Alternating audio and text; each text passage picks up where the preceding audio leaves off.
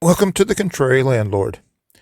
Uh, like and subscribe if you get any useful information out of today's talk. We're going to talk about data and how they're pretty much how it's being presented right now for both rentals and for real estate activity. You can't depend on it. You can't depend on any kind of data right now. We'll talk about rentals first. The 40 years I've been in the business, this is probably the worst I've ever seen data being used. It seems like people have agendas, political or otherwise. For example, the amount being charged right now for rentals, a lot of places are saying, and a lot of publications and YouTube channels are saying that the amount that they're charging for rents is dropping. Well, that's kind of interesting. We're right now in kind of the tail end of the winter, going into spring. Rentals are seasonal. Historically, most people change rentals or are looking for a new rental and getting out of an old rental lease between July and August. Part of that was in the past because of school children. You didn't change your rental location until after your children were out of school. That has changed to a certain extent because there are less single people or couples having children. So that maybe is just a little bit different, but I think the tradition is still there. And I also think that it is easier to relocate and to move in the summertime, especially if you are living in the northern climes where they have snow.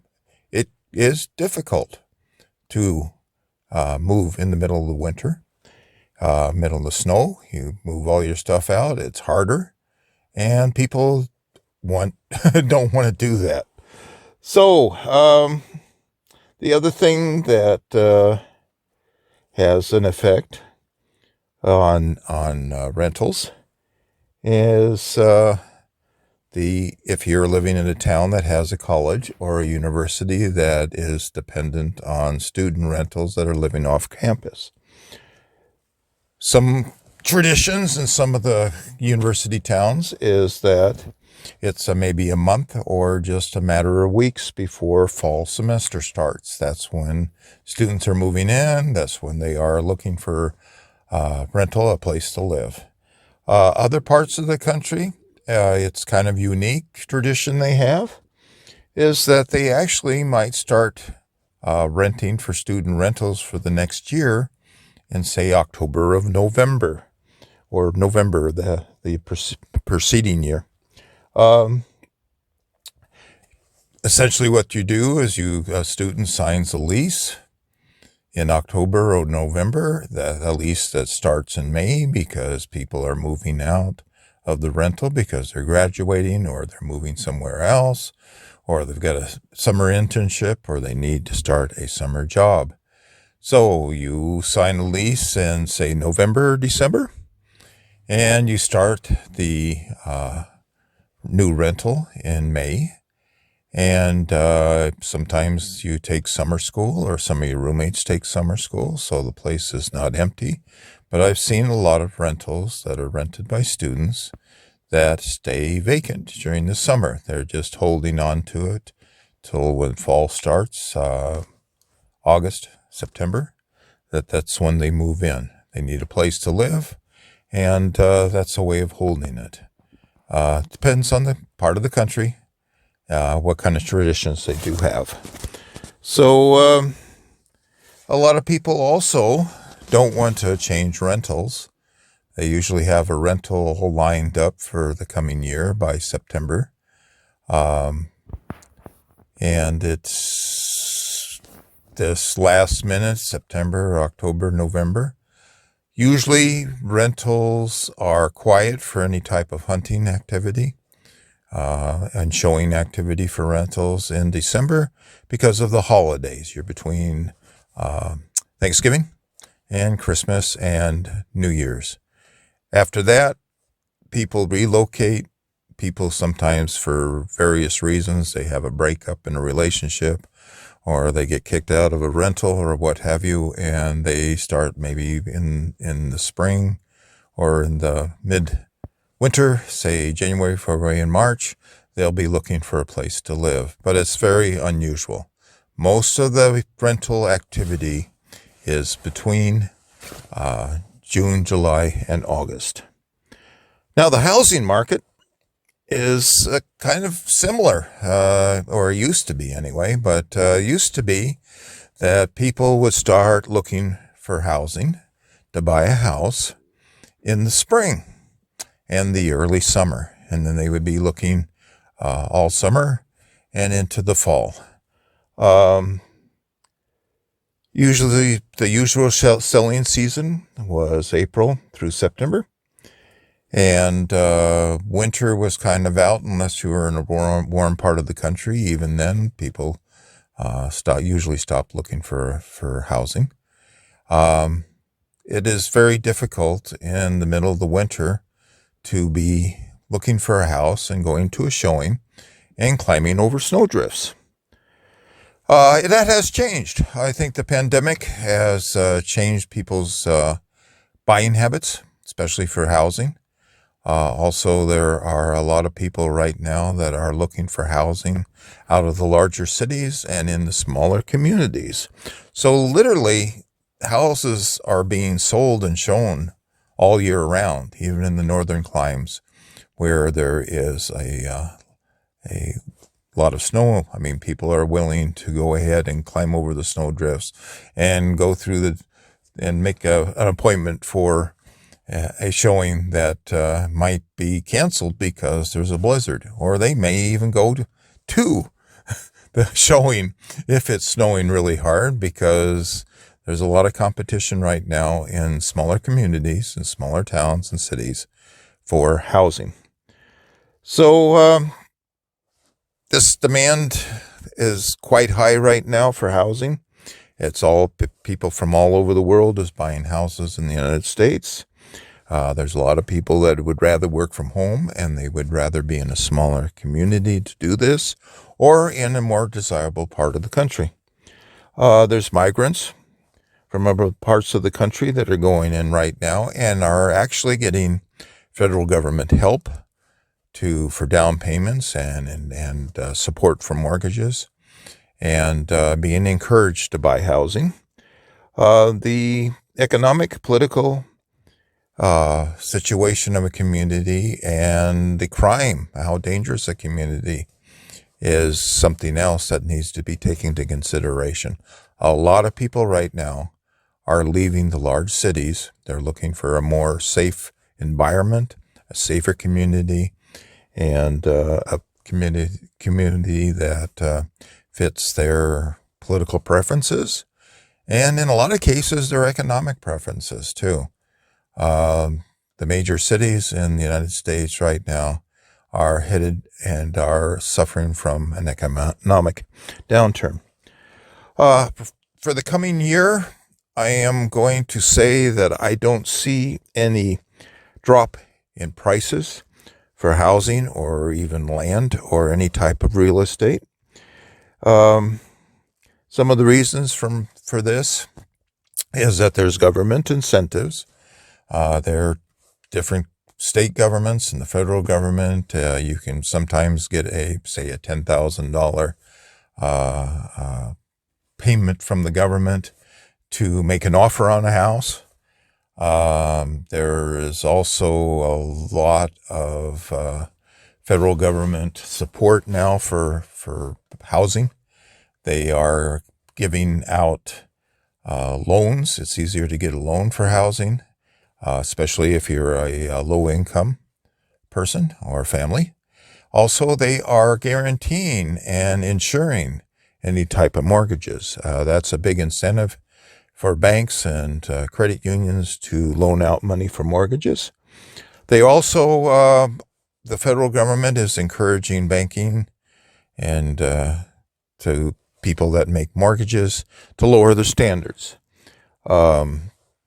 it simply kind of sounds like a repeat of what the about maybe 2004 through 2008, where the banks were giving out loans. They were incentivized to do that to anybody. And then we had the collapse of the housing market and the mortgage market and the derivative market in 2008. And their federal government is encouraging some of the practices that we saw then.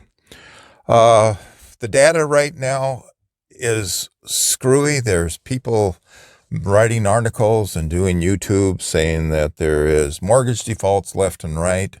Right now, I am not seeing that. I am not seeing a huge upturn of mortgage defaults where people are not paying their mortgages.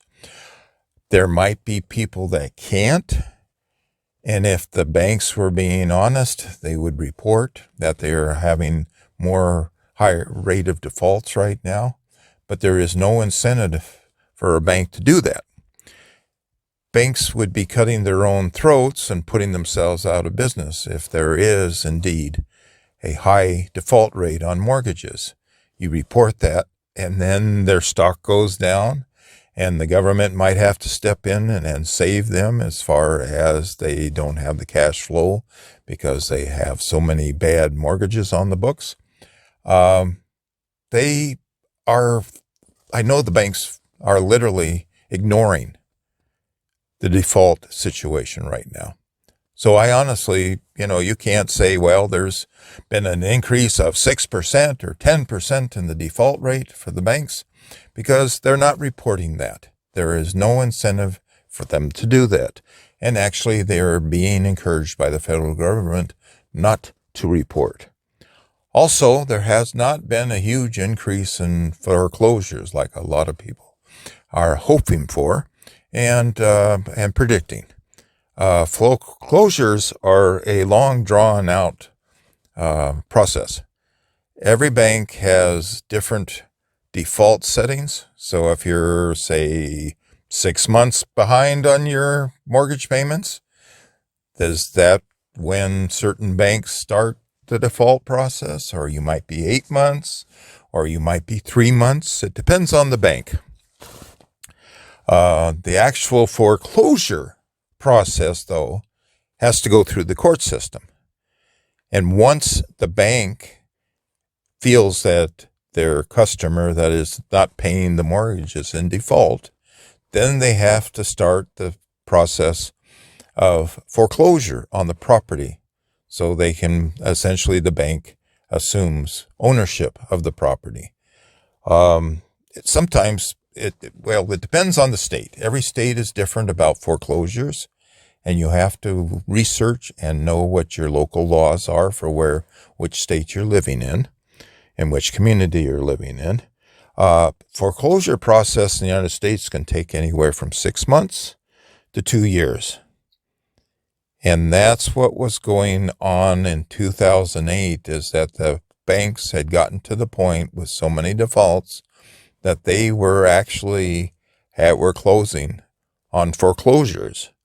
There was a lot of foreclosures in 2008, and a lot of people still think that the reason why there was a crash is because there was so many derivatives being traded about that were covering mortgages. It wasn't that. There was just a lot of bad mortgages that were made by the banks because of encouragement by the federal government. And there was a lot of defaults on the mortgages. And by 2008, a lot of banks had already went through the legal process to foreclose on the mortgaged properties that were not paying. So right now, there is a major election for a president and for senators and congressmen in this coming November of 2024. I don't see the government encouraging any foreclosures. I don't see the government or the banks finding that they can do defaults and foreclosures that would be in their best interests. That could change after the election in November. What I see right now is the federal government and the administration that we have right now is kind of kicking the can down the road.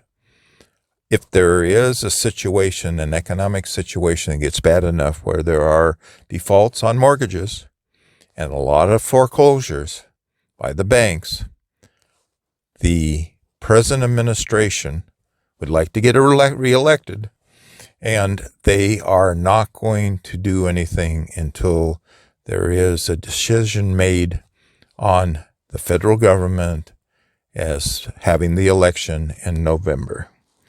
So right now, mortgage defaults and foreclosures are being ignored. They are not being encouraged or actually done. There is a number of things that are different than the 2008 collapse. There is more insurance right now on mortgages, which you can imagine that if you have a mortgage and you're paying insurance on that mortgage, and just in case that mortgage goes into default and foreclosure, you're paying the premiums on that insurance.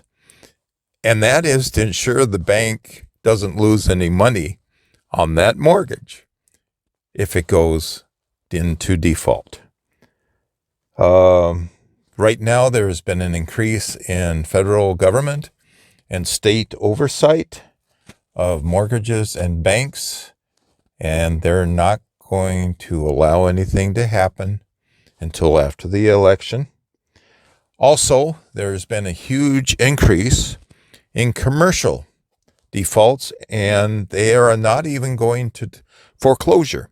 There's a lot of companies that own commercial real estate where they have office space for rent and they have commercial business space for rent that are not renting any of it. There could be 60% to 100% vacant, and they are going broke, and it's extremely easy for them just to give the keys back to the banks and walk away from it, taking bankruptcy.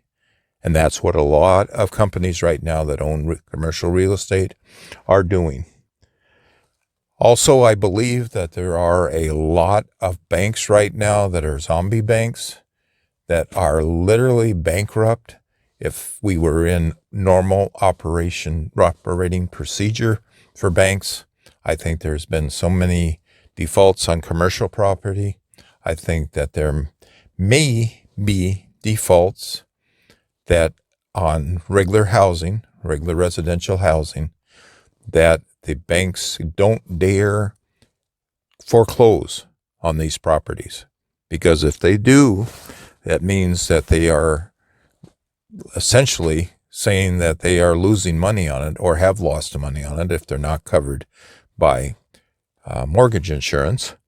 And that is going to put them out of business. They are not going to be truthful or above board about reporting this information. So that's all I've got today. Right now, it is a situation where things are changing, and I think that the can is being kicked down the road for the solvency of the banks in this country, and also what the situation is with residential and rental housing. That's it.